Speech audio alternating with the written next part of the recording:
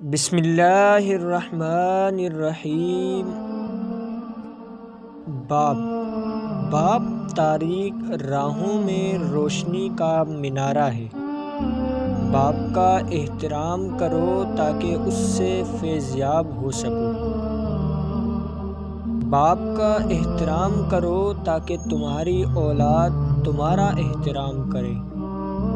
باپ کی بات غور سے سنو تاکہ دوسروں کی نہ سننی پڑے۔ باپ کے سامنے اونچا نہ بولو ورنہ اللہ تعالیٰ تم کو نیچا کر دے گا۔ باپ کے مشوروں پر عمل کرو، تمام آفات سے محفوظ رہو گے۔ باپ کے احسان کا حق اس دنیاوی خدمت سے ادا نہیں ہو سکتا۔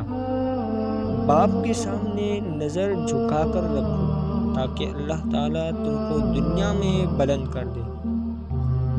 باپ ایک رحمت خداوندی ہے جو سدا سر پر چادر کی طرح تنی رہتی ہے۔ باپ ایک مقدس محافظ ہے جو ساری زندگی خاندان کی نگرانی کرتا ہے۔